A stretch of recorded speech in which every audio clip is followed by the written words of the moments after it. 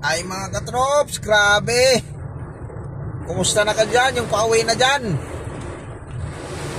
Grabe talaga to mga katrops. Ang traffic. Nandito na tayo sa may area ng Pasig. Sa may malapit sa may Rosario. So napakalakas yung ulan mga katrops. So ito yung video natin mga katrops. Sa harap lang to mga katrops. So hindi tayo makikita. Grabe. Magdalawang oras na ako dito mga katrops sa sobrang traffic. Kanina pa sana tayo makauwi.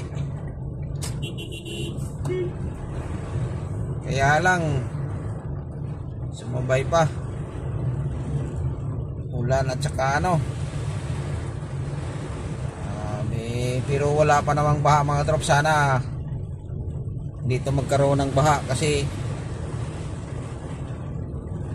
baka naman magbaha to,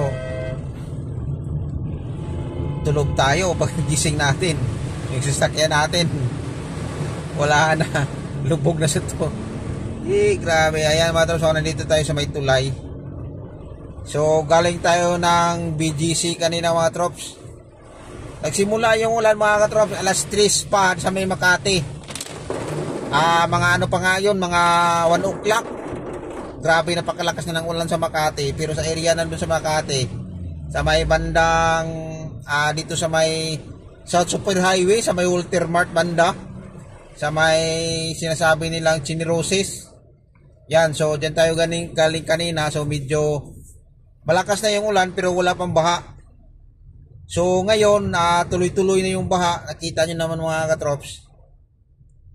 Grabe. So ayan, dalawang oras. Kanina sana mga trops, akala ko makauwi tayo ng maaga dahil medyo pagdating natin dyan sa may C5, sa may bandang market, maluwag po dyan. So sabi ko makauwi lang tayo dito ng siguro mga 40 minutes to 45 minutes lang. So nandun na sana tayo sa bahay. Pero ang nangyari mga trops, pagdating natin dyan sa may bandang Tindisitas, yan, yun nagsimula yung traffic. Tapos ang lakas na ng ulan. Hanggang dito pa tayo sa may tulay ng Rosario Pasig. Ito mga trops, grabe. Napakatinding traffic. Ang lakas pa ng ulan. Akala ko wala na yung bagyo. Nandito pa lang pala, bumalik. Nag-ikot-ikot lang. Parang namamasyal si Kristen. Tapos mayroon pa kasunod si Leon. Baka naman to, sasabay na to sila palabas. Grabe. Kita nyo naman yung ulan mga katrops. Pag tuloy-tuloy to mga katrops hanggang alas 12 to, wala na. So i-time check natin mga katrops, alas 7:49 na. So wala na. 10 minutes na lang mga trops, 2 oras na tayo. Sabing traffic dito. 7:49 ng mga katrops. So bukas mga katrops, abangan natin bagong araw, bagong adventure. Grabe yung lakas. Kita nyo naman mga katrops, ang tinding traffic. Pusad pagong. Sa mga umuwi dyan, nag-ingat-ingat lang, lalo na sa namumotor. Ito yung mahirap mga katrops, na umuwi ka tapos nag-commute ka, tapos hindi ka pa nakasakay dahil puno. Ay, huminto na ulan. So ang gagawin natin mga katrops, baka daan tayo sa Robinson. Baka pwede mag-parking doon dahil alam mo naman nila na bagyo. Kasi yung grahe natin mga katrops, bumabaha doon mga katrops. Paano natin kung nasa loob tayo ng bahay, hindi natin alam na may baha na pala. So ikutan natin yung Robinson ngayon. Pwede naman natin lakarin kasi malapit lang naman yung Robinson sa tinitirahan namin. So yun na lang siguro ang gagawin natin kasi malamang to mga katrops, baha talaga to pag itong ganitong tuloy-tuloy.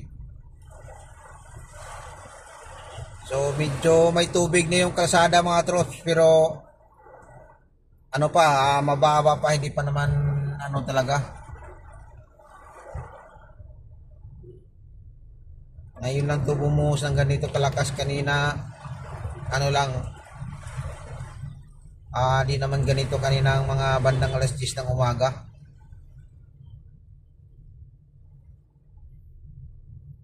Kasi dito mga katrops, nung nakaraang bagyo dito mga katrops, wala na itong bahanan dito mga katrops, pero makadaan pa naman sa sakyan. Pagdating natin dun sa bandang SM, yun na, wala na. Hindi na talaga kaya. So, antindi tong ano na to. May airport tayo bukas mga trops, baka hindi yun matuloy. Tapos mayroon pa tayong sunduin na naman sa airport. Dalawa yun. Baka mag-cancel yun mga katrops. Dahil sa bagyo.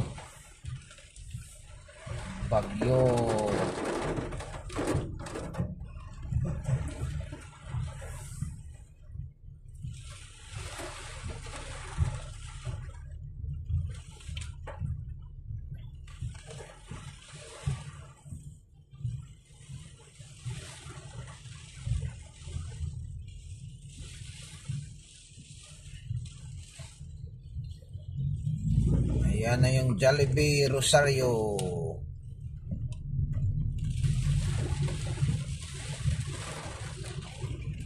Grabe na tong ulan na to.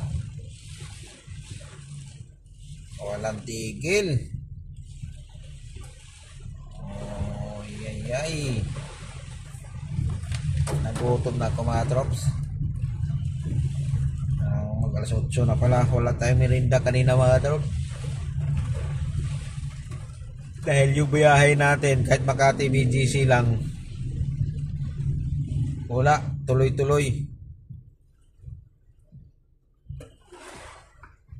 Ang naghapon. So ayan mga trops. So thank you for watching mga trops. Ingat po tayo, lalo na ngayon na may bagyo. Ingat-ingat lang. Thank you very much.